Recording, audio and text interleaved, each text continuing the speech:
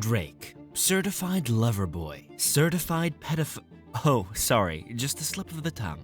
The ultimate rizz god, the so-called nice guy of the industry, right? Every woman wants him, or at least that's what he thinks. But the 2025 Super Bowl was a wake-up call for him. Kendrick didn't just perform, he made a statement. And Drake? Oh, he felt ways. Of course, he wasn't gonna stay quiet. And now he's finally responded. But is this a comeback or just another L? Welcome back to Never Ending Celebrities. Everyone wanted a lyrical deathmatch between the biggest rappers in the game today, Drake and Kendrick Lamar. At first, things seemed rosy between the young behemoths when they collaborated on each other's records during the early stages of their careers. As time passed, friendly fire became a volcanic eruption, sparked by Kendrick's earth-shattering feature in March 22, 2024, on Future and Metro Boomin's We Don't Trust You album.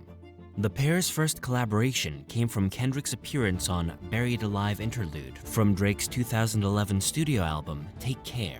In 2011, Drake had evolved from a polarizing rookie to a full-fledged superstar, trumping expectations after his debut album, Thank Me Later. While his chart dominance was undeniable, critics still questioned if he could elevate his artistry. Take Care was his definitive answer, blending moody R&B with introspective rap and inviting major talents, one being Kendrick Lamar, the rising West Coast prodigy. Kendrick had already made waves with Section 80, positioning himself as the next great West Coast lyricist.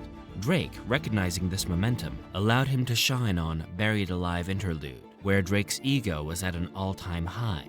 He rapped, "So blame it on Mr. OVOXO, the reason I'm breathing all the vanity I know." Their relationship continued when Kendrick opened for Drake, alongside A$AP Rocky on Drake's 2012 Club Paradise tour. Later that year, they both appeared on A$AP Rocky's Effin' Problems, further solidifying their camaraderie. Drake even fought to have Kendrick and Rocky as his openers, as mentioned in his 2016 song, 4 p.m. in Calabasas. Later, Kendrick and Drake teamed up again for Poetic Justice, from Kendrick's major label debut, Good Kid in MAAD City, a commercial and critical success, peaking at number 26 on the Billboard Hot 100. But this would be their last official collaboration. On August 14, 2013, Kendrick shook up the rap world when he took shots at Drake and several other rappers on Big Sean's Control, boldly claiming he had love for them but was trying to murder them in rap. Drake, however, dismissed Kendrick's verse in a Billboard interview, saying, "It sounded like an ambitious thought to me, that's all it was. I know good and well that Kendrick's not murdering me at all in any platform." Kendrick continued applying pressure when he and TDE delivered a ferocious BET Hip Hop Awards cypher targeting Drake. The feud simmered in the years following, with both artists throwing sneaky shots. In 2015, Kendrick questioned Drake's authenticity in King Kunta, rapping, Kendrick doubled down on Dr. Dre's Compton album, dissing Drake on Deep Water. By 2023, the Cold War had continued with more sneak disses, but nothing groundbreaking.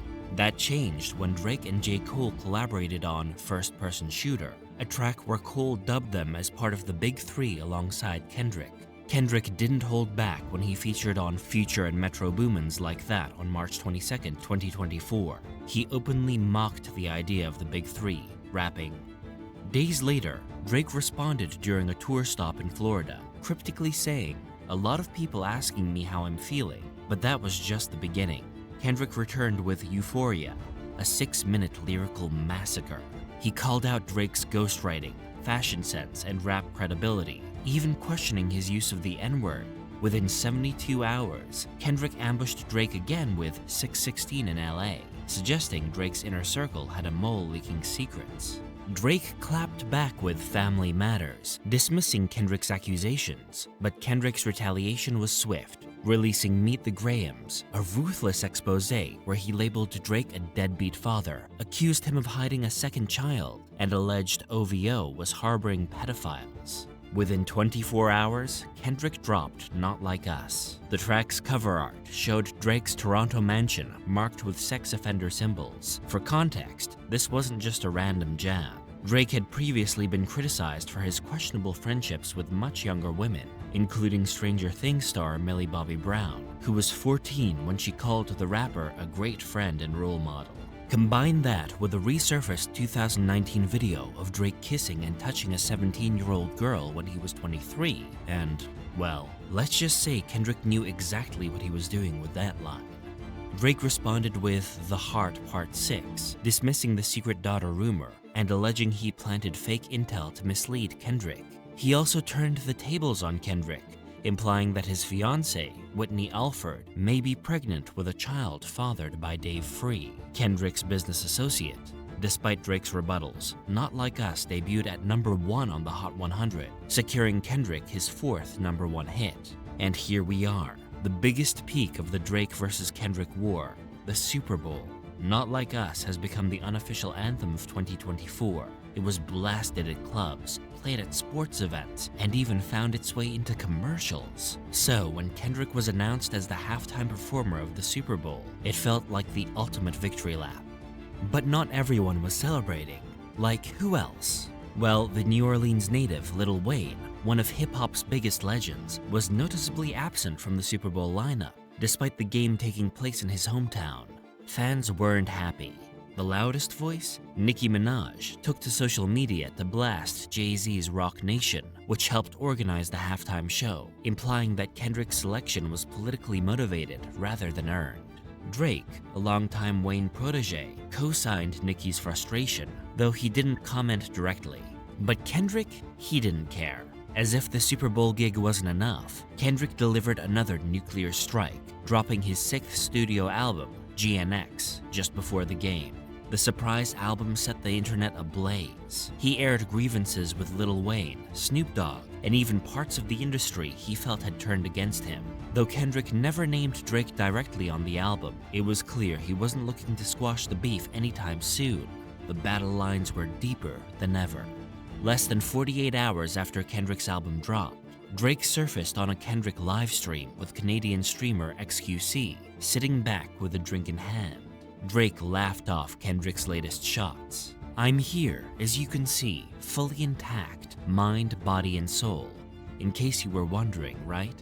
But Drake wasn't just there to talk about Kendrick. He took shots at The Weeknd and Steve Lacy before dropping a major announcement: his Australian tour, set to kick off on February 9th, 2025, the same day as Kendrick's Super Bowl performance. Coincidence? Absolutely not. But the real plot twist came on November 25th, 2024, when Billboard broke the news that Drake had filed a motion against Universal Music Group, or UMG, and Spotify. The claim? UMG had inflated Kendrick's Not Like Us streams during the feud, using bots and industry payola to boost its dominance. Spotify declined to comment, but UMG quickly fired back, denying everything. They said that the suggestion that UMG would do anything to undermine any of its artists is offensive and untrue, and that they employ the highest ethical practices in their marketing and promotional campaigns. Drake wasn't backing down though. The next day, he filed a second legal motion accusing UMG of funneling money through iHeartRadio in a pay-to-play scheme. Even more controversially, he claimed they were complicit in distributing Not Like Us, despite it containing false accusations against him. As the legal battle escalated, one thing was clear: this wasn't just a rap beef anymore. This was a full-scale industry war. In early 2025, fans got a rare glimpse into Drake's mindset when Conductor Williams released a freestyle titled Fighting Irish on January 3rd. Though quickly taken down, the track saw Drake getting introspective, reflecting on the fallout from his 2024 war with Kendrick and hinting at a desire to move on. Then another twist. Hours after withdrawing his lawsuit against UMG over Spotify stream inflation, Drake filed a new defamation case, this time against UMG directly. The lawsuit accused his own record label of weaponizing Not Like Us against him, allowing inflammatory lyrics to damage his brand. He alleged that UMG did this to weaken his position in future contract negotiations, especially since he had signed a $400 million deal with them in 2022. With millions on the line, this wasn't just about pride, it was about power. If Kendrick needed any more validation, he got it on February 2nd, 2025 at the Grammy Awards. Not Like Us dominated, winning 5 Grammys: Record of the Year, Song of the Year, Best Rap Song, Best Rap Performance, and Best Music Video.